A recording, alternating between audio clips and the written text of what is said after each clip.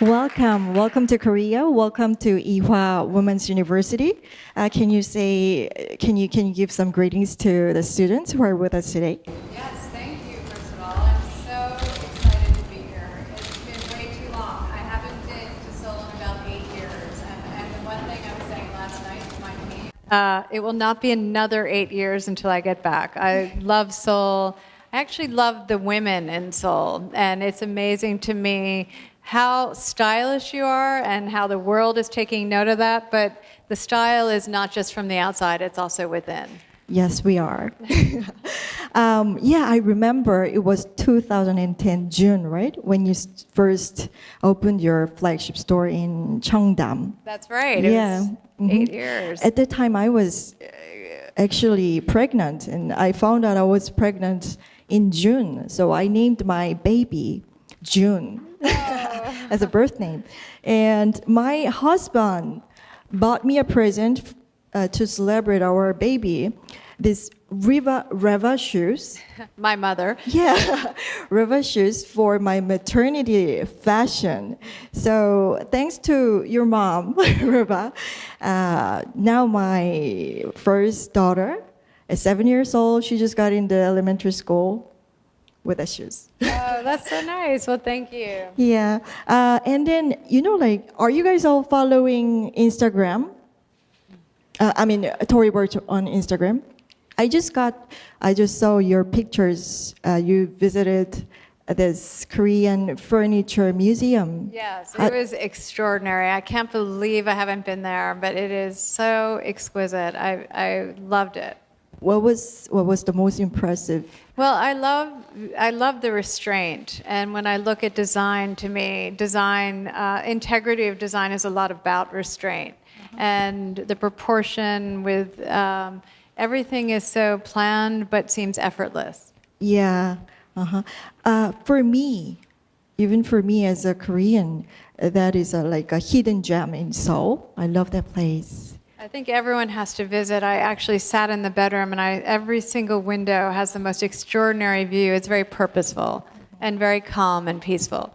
Yes. So it's been 8 years, and then you have 22 stores in Korea. You've become a fashion titan in 14 years when you just started out at 2004. How were you like a child? Did you have this huge plan to become a fashion titan when you were a little girl? No, actually, I was a complete tomboy. I was only interested in sports. I would say I put on my first dress junior year when we had a prom. So fashion was not in my mindset. That said, I had two very stylish parents and still do have a very stylish mother. So I was always amazed watching her get dressed at night. And I was out playing outside with my three brothers, but she'd walk out and look like this incredibly glamorous woman. But what I loved about her style is that it was always so last minute and thrown together, but she looked chic and beautiful. I read an article on your parents that your parents are inspiration of this brand, and they traveled a lot. Can you tell about the travels and all the people who are visiting your place?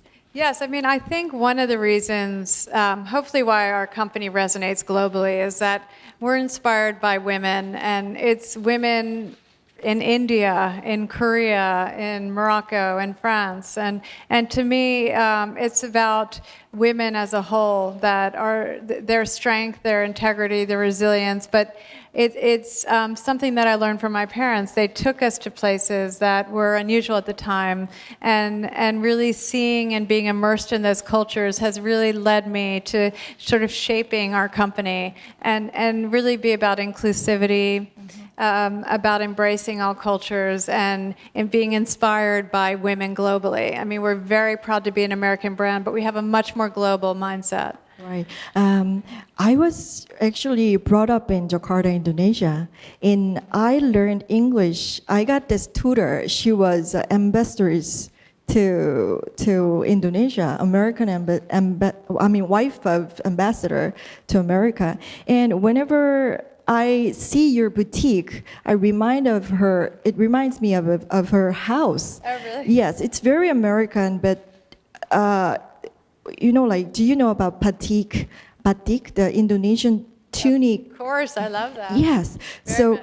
yeah, the house was mixture of American furniture with a batik fabrics. So it's like when I see your brand, it's like eclectic. Is Yes. it right word? Exactly. I mean, it really is actually number one inspired by interiors and art. I was an art major at Penn, but every single collection, I would say, references interiors of different times. And for spring, for instance, it was David Hicks, who was an interior designer that changed interior design in the 60s and 70s, and he's a Brit. He was from England. So after you said you didn't work, you didn't study business, you didn't study design in university. So how did you get into this business? Well, so I was graduating and I was thinking I would go into the art world, and I sent a letter to a designer named Zoran, and he was this incredible minimalist. He was known, he dressed Lauren Hutton, he dressed Isabel Rossellini, Grace Kelly, all these beautiful women. He didn't ever use any hardware, a zipper or a button. It was all about drape and beautiful fabrics and proportion. And I sent him a letter, and he said I could start, but I had to start the week after I graduated from Penn. So that was my induction into the fashion industry, and it was crazy. He looked like Rasputin. The vodka would start at 10 in the morning, and I was like, wow, I grew up on a farm in the middle of nowhere in Valley Forge, and now I'm sitting there looking at the fashion industry. It was so different. So that was your first beginning, very Yes. first beginning to get into this fashion industry. But I fell in love with it from that very beginning. How long have you been working for Zoran? Well, so not that long. I actually was there for about a year and a half, and that was a pretty intense year and a half. But when I was there, I met a woman that started Style.com named Candy Pratt-Price, and she hired me to go to Harper's Bazaar. I showed up on the first day, and I'm like, where's Candy? And they said, oh, she left. She moved to Vogue. And so that was my time. It was a constant things kept happening like that. All of these circumstantial things that led me to where my career ended up turning out. So after Zoran, you worked for Ralph Lauren Yes. and Vera Wang, and you finally ended up getting the offer being the president of Loewe. So I was 31 years old, and I loved LVMH at the time and working for Loewe, and they offered me this role to be president of the U.S., and I was so excited. My career was so important to me, and I found out I was pregnant with my third son. And so I had to make one of those very hard decisions that many women face, and it was really career or family, because I knew that I could not have 3 babies under the age of 4. I had identical twins that were 3 at the time, and do both well. So I ended up becoming a stay-at-home mom, knowing that I wanted to come back at some point into having a successful career. I think that really inspires us, because in Korea, like, if we get pregnant, this is still a social stereotype that encouraging us to quit our jobs. And after we have this career break, it's really hard to get back in. And even we get back, really hard to succeed. But you are the proof of a big success. Well, it is possible. The only positive, I will say, that wasn't the case back then is you have the internet now. And all of these people that I know are starting businesses from home when they're a mom, and that's really exciting. There's so many entrepreneurial things that you can do from home as well. So you started straight up of your apartment from a kitchen table. Yes.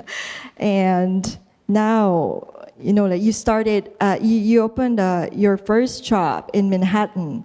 How was it? It was amazing. It was 2004, and I came up with the concept of how do you design beautiful things that don't cost a fortune? It was a very simple concept, but it was something that I was missing, and it turned out to really be a white space in the market. But part of the business plan was to start a foundation for women. And I think there were many things that people were skeptical about with our company. They said, oh, you should never launch with multiple categories. It should never be a retail store. You should partner with wholesale. You should never launch with e-commerce. No one would ever buy online. And this was 14 years ago. So we did all of the above. We launched with one store in downtown Manhattan with 12 categories. And we launched an e-commerce site, and then we were off. And that very first day, we knew we were onto something. We worked through the night. The doors hadn't arrived, so we opened the store from 10 in the morning until 6 at night. We invited press, out-of-town press, friends and family, and that very first day, we basically sold through our inventory. It's a success, big success. And well, we had to scramble. We thought, when did the doors arrive? The doors arrived about 3 days later, and they were these giant orange doors, which you may see in some of our stores and has become a bit signature to us. You said you know, like many people gave you a lot of advice. That's really confusing when you just start out your business. Like people say, you're not supposed to do this, you're not on the right way. Like those kind of various advices sometimes make me really confused. Well, I think, you know, I love information. I'm an information gatherer, but I think the thing I've learned over and over again is that you have to trust your instinct. And confidence is something that women have a very hard time with, and I certainly had that myself. And I think building people's confidence and women supporting women is such an important part of all of our journeys. So I think it's not easy, and it's something that I work on every day, but it's essential. Yeah, you believed in yourself and moved on. And you got this Oprah moment after 3 months later. We say it again. Oprah. Oh, so Oprah. yes, 10 months later, after we opened our first store, we got a call from Oprah Winfrey, and I thought my brothers were playing a joke on me. We were going away for spring break, and they called and they said, "This is Oprah's team, and well, we picked you for the next big thing in fashion." And I was like, "Oh, great!" So sure, and really thinking this was not real. It turned out to be real. I went to Chicago, they filmed in New York, and Oprah looked at me and she said, "Don't worry, you've never been on TV, but it's only 30 million viewers watching you." And I was like, "Oh, no problem." So it was pushing myself out of my comfort zone. I was very shy. We talked a lot about being shy, and I think able to push yourself in looking at things in a different way, not always feeling comfortable, and that was exactly that. The next day we had 8 million hits on our website. But you didn't seem to be shy. I don't know if you watched the clip. I think I was a bit mortified, but it was an experience that it was hard to pass up. It was, Oprah herself is such a force of nature, but then saying that we're the next big thing in fashion when we were 10 months old, it was all a bit of a whirlwind. Yes, and she was right. You were the next big thing because, you know, you won CFDA awards for accessory designer. Go back to your brand. Can you please tell us about your brand DNA? When I think of brand Tory Burch, it's like a couture look that doesn't cost a fortune. Because I told you yesterday when we met, my mom never bought any clothes without any discount for me till I get into university. So I was always looking for some couture look that really looks refined and sophisticated, but doesn't cost a fortune. But I think that's a key point of your success. Well, thank you. I have to say it's hard and a challenge to design beautiful things at our price point, and I love that challenge. And I'm fanatical about fit, about integrity of design. And over the last few years, we've definitely thought about less is more, less product with more integrity, put our customer first, and product and quality. To me, that's everything. You can be operationally excellent and you can have the best team in the world running that, but at the end of the day, if you don't have the product and you're not getting it in front of your customer and making that a seamless experience, it doesn't work today. So it's all about being agile and forward thinking. I can't imagine you're like having a meeting in a factory because you look so I love glamorous. factories. It's very much part of what I love to do. Do you still? I still do. I go to factories, I meet with our customers. I think it's such an important part of our business because you really hear things in a very authentic way. And authenticity is something that is the root of who we are as well. I think you have to make that decision as a company. And now with everything in social media, brands have to be authentic. And you have to really put yourself out in a genuine way. Yeah, products are important, but before you produce a product, you have to go through this very stressful or can be very interesting, works of creative works process. So where did you get inspired? It's funny. The inspiration literally comes from everywhere. And it can, like our fall collection, there's a woman named Lee Razadwell, and she's Jackie Kennedy's sister. And I've always admired her style, even more than Jackie O, because she had such an irreverence about her. She took risks. It was this joie de vivre. I mean, she always was joyful, but she always looked effortlessly chic, and it didn't seem too planned. And so she was our inspiration for fall. But that said, then you look at her pink couch, and I love that color pink. She has botanicals, and that turned into a flower print. She had a basket, and then all of a sudden you see this incredible print on the bottom of the basket.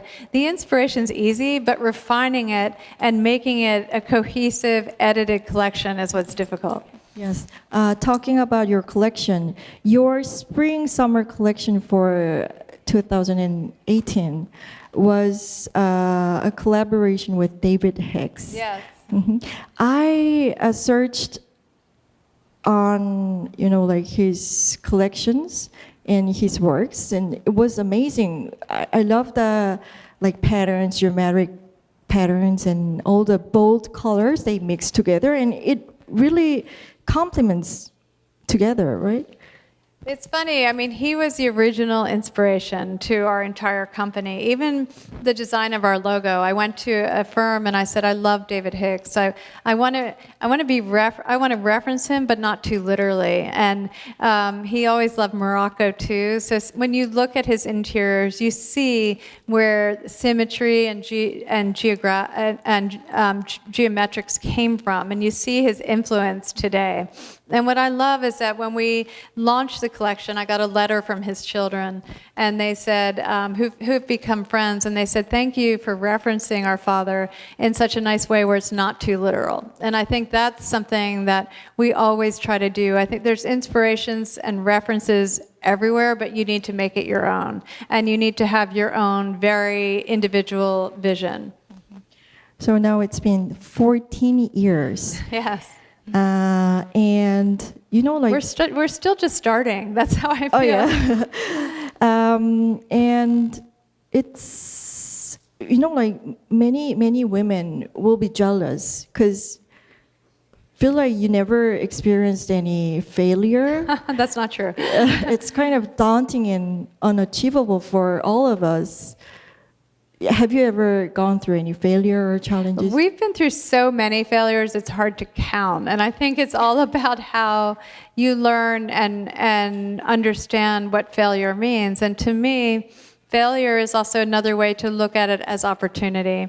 I think when we've done things wrong, and there's been many things, it's very important to realize that quickly and pivot. And if, for instance, every CEO I've ever spoken with said that we would have an inflection point of 10 years of business. And literally like clockwork, 3.5 years ago, I felt that what we did for the first 10 years was extraordinary. I don't want to take away from that, but I really instinctually knew that we weren't set up for the next 10. So we had to really look at our company and pivot. And that's like taking the Titanic and moving it very gradually, very purposefully, looking at our teams, making sure, looking at our production, looking at our stores, looking at wholesale. We've overturned every single rock, and certainly we have opportunities still, but we pivoted the company and we invested rather than expanded, and we invested in innovation, we invested in technology and people. I'm looking at the president of our China, he's waving. One thing we realized, we were trying to run China from New York. Not a smart idea. Once we had a brilliant person that really built out the team in China, that made all the difference, and now our business is extraordinary. So those are the type of things we're looking at globally and what we need to do to be reactionary with the macro environment, but also have it work in conjunction with how we see the vision of our company, all based on culture. And that's how we treat people. And to me, if we don't have a culture, we don't have a company. So that's something that we continually work on day in and day out. But the connection is all about digital, as you told us. You were selected as the most digitally savvy fashion brand, noting an extremely strong e-commerce experience. How did you know that?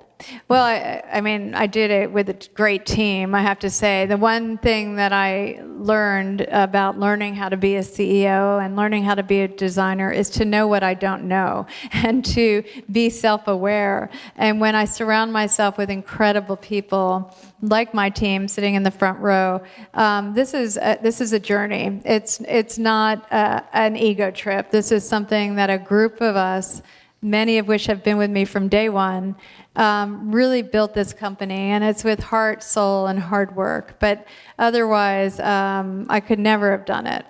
Yeah, I met your staff yesterday, and they really love you. Oh, well, thank you. It's mutual. Yeah.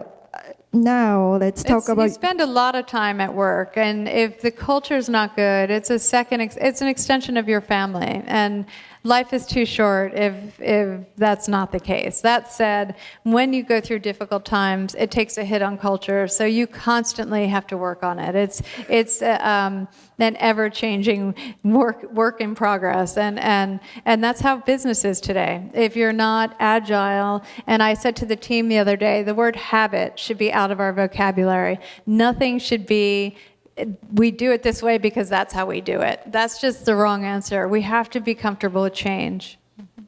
But I found you and your team is so nice. When we think of New York and fashion people, I come up with the movie Devil Wears Prada. Oh, but Anna's really nice. That's what I'm saying. But yeah, I mean, when I started the company, the number one thing I said to people when I hired people is I don't want to start a bitchy fashion environment, and I meant that very sincerely. So you no bitchy fashion. Well, it's girls not apply. you know what? It's not the right place for them if that's how they are, and we see that when we've hired people that are not culturally aligned, it doesn't work out. And you are showing that how these smiley people, smiley women can change the world. Well, you can smile with strength. And I think that I always say that you look at people, you give them the benefit of the doubt, you build them up, you make them feel empowered. We hire great people because they're great, and you want them to have autonomy, accountability, and they need to feel like this is their company. Each person needs to take ownership in our culture and our business. So more than 70% of your employees are women. Yes, it's probably closer to 80% are women now. Yeah, and I feel really happy to hear from them that they feel blessed to have a family and kids. Before we had to feel guilty, telling, how do you say, boss that I'm going to get married, I have this child. Yeah, or I'm pregnant, and you have to feel sad about that. women are 50% of the population. It should be a no-brainer that there's equal pay, that people treat women equally. They think differently than men. I often say women, if they ran the world, it would be a much more peaceful world. It would be much more profitable, and women get things done. They also are the first to pay back loans. They're the first to invest into communities. They take care of their families. They're multitaskers. And they're great investments. Yes, but how do you balance your life, between work and your 3 kids? They are boys. Yes, they are boys. It's so funny. I mean, well, it's a challenge. So no matter what, when you work and you have a family, it's a challenge, and it's time management. It's putting my family first in my case, because if I wasn't a great mom, I would not be a good CEO, and that's a fact. But I think as they get older, they'd prefer me to be a little less involved. So they're very happy when, like, I was leaving for Korea. They're like, "Have fun." So yeah, it's hard, and I think it's time management. Turning off work when you get home at night. I think it's very important. When does it begin? Because even in this morning, I left 2 hours earlier than them. They woke up and cried, just like mommy's leaving forever. But that will change. They're little still, and that they go through different stages. But you're always worried about your children. Or my mother always said, "You're as happy as your least happy child," and that is 100% true. I can't see any fault from you. I mean, you look so perfect. So, well, you are beautiful. Thank you. But you are fit. I mean, and you are successful. You have the 3 kids who love you and who support you. So, do you sleep? I actually didn't. I don't sleep a lot. That said, I feel lucky. I don't need a lot of sleep. But the idea of perfect to me is, when people say, "How do you have it all?" I don't really understand what that means. Everyone has their own challenges. Everyone has things that they have to prioritize, and you can do things at certain points in your life. And clearly I had to give up a very wonderful opportunity in work to be a stay-at-home mom. Raising 3 boys as a single mom is not easy, and being strict. And one thing I learned about children is they want rules and they need them. But my boys would say, "You're the strictest mom in New York. No one cares where their kids are at night." I'm like, "Really? Well, they're all at my house. So I'd like to call their parents because I have a feeling you're wrong." But, there's nothing that resonates with me as much as I appreciate the compliment that you say is perfect, because nothing is that. That said, I'm an optimist, and most CEOs I know that I admire are real optimists. And no matter how tough things get, you look at things as if it's temporary and things are going to change, and you wake up the next day and it's a whole new day. Mm-hmm. Your kids, now your twin sons. My little angels. They are taller than you. They're taller than me. Yeah, that's not hard. But yeah, they're 5. They're about 6 feet tall, 6'1". Now they went to university. And are they being helpful to your business? It's funny. They're incredibly helpful. And I have 3 stepdaughters, and they're all very helpful. 2, in fact, work for my business. But my boys have a different perspective, and I listen to them because they're very entrepreneurial. They see things differently. They're very creative. And that said, I want them to focus on their schoolwork. But I do take their advice often. Oh, yeah. Did they give any advice for expanding your business, like, globally? I think one thing that's worked to our advantage is that we've been a very patient brand, and a lot of things come your way all the time, and it looks great, and you think it's going to be the perfect fit, and then you sort of peel back the lemon, essentially, and you realize that being careful, protecting your company, being pure is what has worked for us. So we've had this incredible growth. but it's been very strategic and it's been very thoughtful. And I'm not a big fan of promotions, of outlets, and it's a very different mindset than a lot of American brands. We think about the long term, and everything we do is through a designer lens and that long-term point of view. So how do you see this Korean market and how it's been changed? I'm completely floored by Korea and the incredible changes that have happened even since I've been here in 8 years. And it's such an important market for fashion, but business. And the innovation is extraordinary. But looking at the way people look at the women here, who are obviously very stylish and chic, but really they're being looked at by the world. And that's a wonderful thing when you think about they're the ones setting the stage for what is it relevant in fashion today, and that's very exciting. And Korea is such an important market for us, so you'll be seeing more of me for sure. Thank you. When you came here, there is no foundation. Tory Burch Foundation didn't exist like 10 years ago, 8 years ago. Now you founded your foundation in 2009. Tell me about the foundation. I'm really interested. So it was always part of the business plan. And in fact, when we went to raise money, I was told never to say social responsibility and business in the same sentence. And it's such a wonderful thing to see the sea change that's happening globally in business and purpose. And that is something that has happened in the last couple of years. But I knew that our foundation would be the purpose and the driving force of our company, but we didn't want it to be used as marketing in any way. So we were very careful to only talk about it internally until 2009, and then even after 2009, because we wanted to have real impact and scale before we really outwardly talked about it. So now, with our partnership with Bank of America, we've given out over $40 million in low interest loans to women in the United States.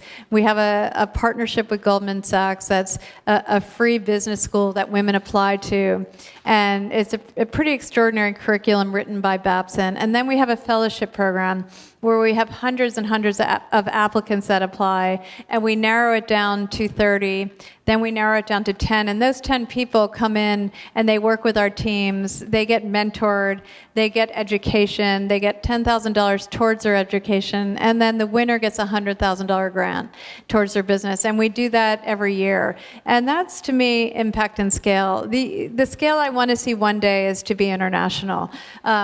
We started with America because there is so much work that needs to be done for women's issues in America. And everyone sees it globally that women are behind. They're really behind in America too. So that is the starting point, but we want to be global at some point. Thank you. You know, like I asked you yesterday if it's only for American, or do you have any plans to expand it globally? And, you know, like I'm so happy to hear it, because even in Korea, I'm a owner of a small business, and I find it really difficult to raise fund, to hire people, and there are so many things I need to figure out on my own without any help of my husband or from man. So wish your foundation be globally soon. It will definitely be global at some point. And I listened to you yesterday and just thought you were such an independent thinker. You have such opportunity. One thing I talk to a lot of entrepreneurs is about confidence, and a lot of women need that extra boost, including me. When I started, I told you I shied away from the word ambition. And ambition, when associated with a woman, particularly in 2004, seemed very crass and almost an insult. And why should that be the case? I grew up with three brothers, not knowing that women could do anything less important than men.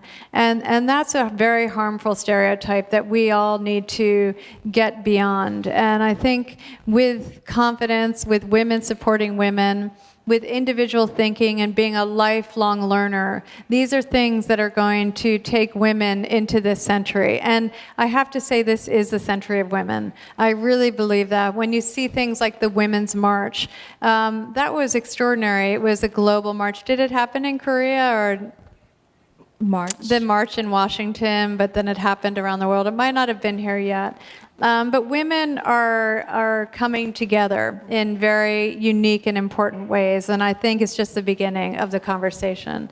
And it's about embracing ambition. So then we did our Embrace Ambition campaign last year, and it was an email that I sent to people that I admired. And it was really important to have men be part of that conversation too. But what was exciting, and I think we're going to show the video, is it reached 192 countries. And I was like, okay, so how many countries are there? There's 196. So we reached almost every country, women participating, women telling me that it changed their perspective. It gave them the confidence they need. And this is a few words and a stereotype that we need to fix. Just think what we could do. Like, I'm confessing these days, I was so exhausted taking care of my kids, working at night, and people say, you are becoming greedy. Why don't you give up your work and take care of your kids first? So I was gradually, compromising with the reality. And after I met you, I got this firm belief that being ambitious is not greedy. No.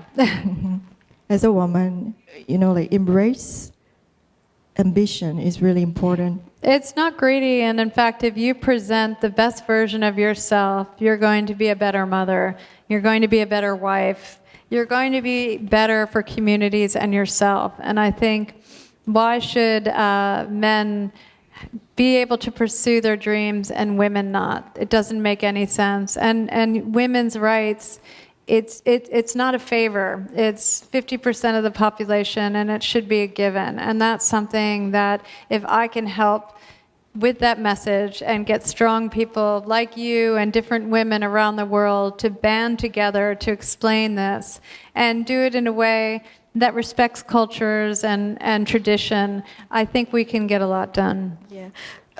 So to band older women around the world, you prepare the bracelet. And create a network. If you take a look at on your seat, there is a gift from Tory Burch. Can you please explain about that? You're wearing it. So we made this bracelet to launch with our Embrace Ambition campaign. And it was really about buying one or buying two and give one to a friend.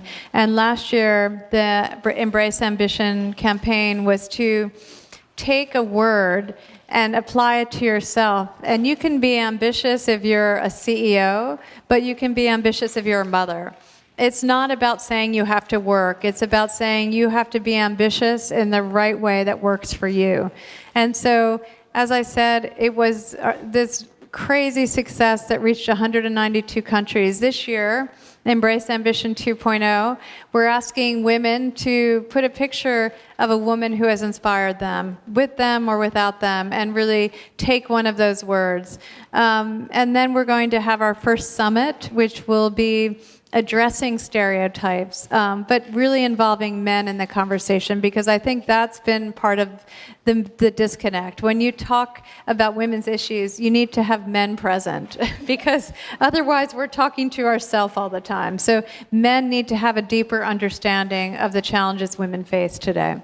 Well, if you go on torybirchfoundation.org, you can be walked through how you can join and take the pledge. And it's really just a matter of seeing something and taking one of our words and taking a picture of a woman that inspires you and hopefully joining our very important conversation to get rid of a very harmful stereotype. Thank you.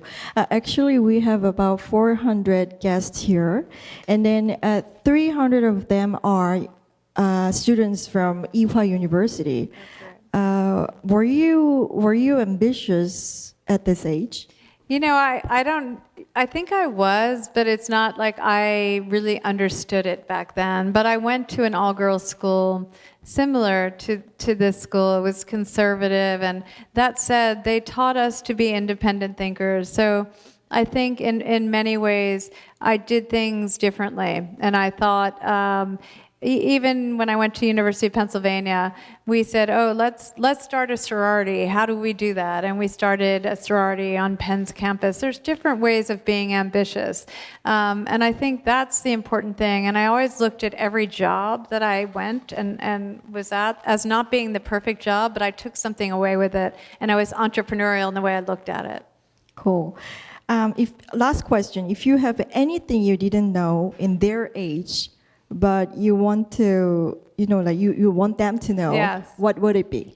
I would say the best advice my parents ever gave me, and I wish I had really understood it then, is negativity is noise. And you need to surround yourself with people that are empowering, that build you up, that have your best interest. And my mother has always told me that. And she said, at some point, you care so much about your girlfriends and they're so important, but they have to be true to you. And that's something that it's very freeing when you surround yourself with people that really build you up. Thank you. We have questions we will have a Q&A session from students. Actually, there were hundreds of questions asked to Tory Burch, and only 4 of them were selected by Tory Burch. Not by me. By Tory Burch team Yeah, of Tory I'm Burch. just kidding. I really enjoy your speech. I'm Unitarian major in fashion design. Could you please stand up and introduce yourself? Be confident and ambitious. It's true. I really enjoy your speech. I'm Unitarian major in fashion design. So I want to work in the fashion field. Who is the right person in your Tory Burch? To speak with? Who is the right person for? Your company. Oh, she's asking you about what kind of people are you looking for? Oh, who is the right profile? Yeah. Well, in design, I love having a diverse team, and I think it's really important to have people that have different points of view and people from all over the world. And when you look at our design team, that's really the case. But we want people that collaborate, that have that independent thinking and bring something that's additive and different. And that said, we have a wonderful internship program as well. And it's a good way to see if the company is the right fit for you. It's during the summers. What grade are you in? Senior. Okay. So you are flying to New York next year. Yes. It starts in June. Thank you. Next question. Hi, I'm Uni doing master course in fashion design. And thank you so much for your inspirational talk, and it's a great honor for me to speak to you. So my question is, Tory Burch has really strong marketing strategy, and you do a lot of investment and also expanded your market globally. So can you tell us your little secret, how you do your marketing plan and marketing strategy? Well, the girl sitting 2 in front of you is Honor Brody's. And Honor was interesting because she's been with our company over 11 years. And when I first met Honor, we had a new idea. And the idea was, how do we think about original content differently? And how do we start an online magazine? And that was very different back then because blogs didn't exist. And it turned into a blog. And it's really because of Honor and her team that happened. And we had to be very different in our marketing approach because we've never done traditional advertising. In the beginning, we didn't have a budget for it. But what I realized is that it makes you think differently, and it makes you scrappier, and it makes you have to be resourceful. And so it really worked to help us build our company. We really built it through PR and marketing and being early adapters of social platforms. We were on Twitter at the very beginning. We were on Instagram.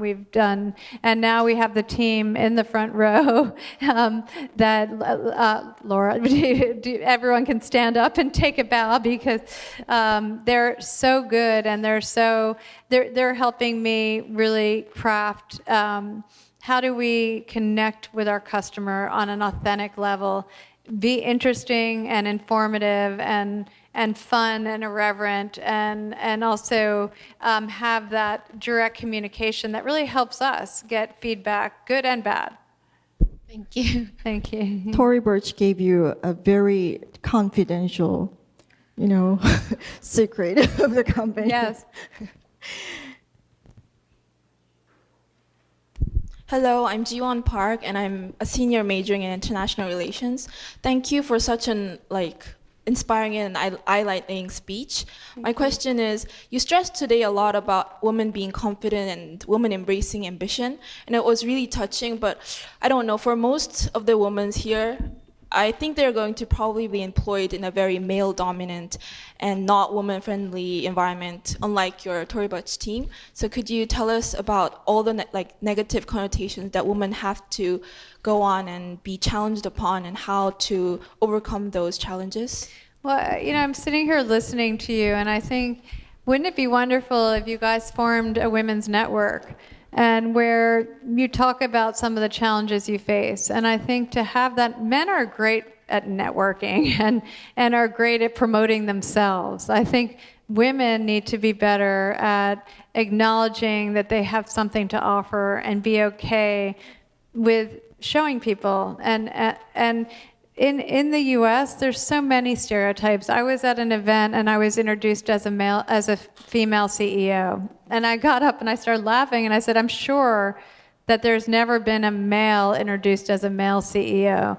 There was a lot of things that people marginalize you and don't think that you have the ability, or maybe you should just do charity work type of attitude in the beginning of my company. So that's where negativity as noise comes in. And I think that if you have a unique idea and you have the tenacity and understanding that you're going to have to work extremely hard and differentiate yourself, at some point women need to stand up and become leaders. And you have to be fearless, and you have to be okay with people not always liking it. And as someone who likes to be liked, and that's the Gemini in me, that's not always easy. But it's really blocking out the noise and keeping your focus. Thank you. Creating a network, because you all look at this incredible group of women. You're all going to go out into the world and face similar challenges. It would be great to have your own LinkedIn page and really think about how you can help each other and build each other, and really see some, regardless of the business, I can tell you the challenges are similar. Thank you. Last but not least, I'm third grade from a major in video art, and I want to know about the collaboration of media arts and fashion design. How does it work? How what? Does it work, collaboration of collaboration between fashion and media. video art? And video, I think video is more important now than ever. And what a great time for you to be focusing on that, because that's where it's all about mobile. When you look at 80% of our business in the US is done through mobile, or at least people are going now into the stores knowing exactly what they want based on what they're seeing in mobile. And clearly all over Asia that's happening. So partnering, sending small little clips of some of your work and showing people what you do, there's a bigger appetite than there has ever been for video. Thank you very much. Sure. We have another student who just came. 안녕하세요. 저는 서양학과 4학년 학생인데요. 패션에도 관심이 많아서 의류학도 복수 전공을 하고 있는데 토리 버치 씨의 디자인 철학이 무엇인지 궁금합니다. 무슨 철학이요? 디자인 철학이요. 디자인 철학. What's your design philosophy? You know, I've always been interested when I think about some of the most chic, beautiful women. I think about a lot of women from the past.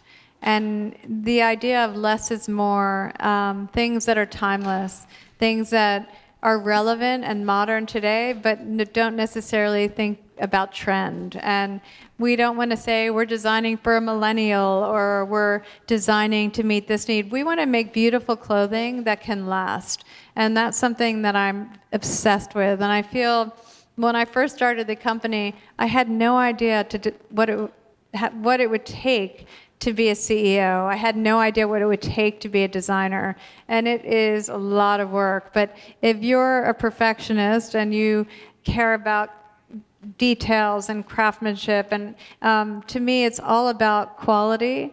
Less is more, less product, but product with more integrity.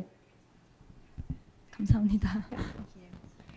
So there was a for Q&A, and there was a for our talk. Do you Thank have you. anything you want to tell? I just am so impressed with my interviewer, and I cannot thank you enough. I mean, meeting you has been a big honor for me. Me too. I'm still shy. No, but you're not as shy as you were yesterday. You know, yesterday when I just saw you, I was so nervous. I turned red, and I couldn't ask you to take a selfie. Oh, we should have. We'll do it today. Yes, I'm getting okay. I'm getting over it. So thank you so much. Thank you. You taught me with your voice and with your eyes the values of hard work, and then the values of being humble, and the values of giving back at the moment when you are successful. Oh, thank you. Well, good luck to everyone in this room, because to think about the journeys you're all about to embark on is very exciting, and we all need to create change and change the world. And I know you're on your way. Thank you. Thank I will you. keep moving on. Okay. Thank you. Thank you so much. So that was it for Tory Burch Talk. Please give a big applause to Tory Burch. Thank you. Thank you so much.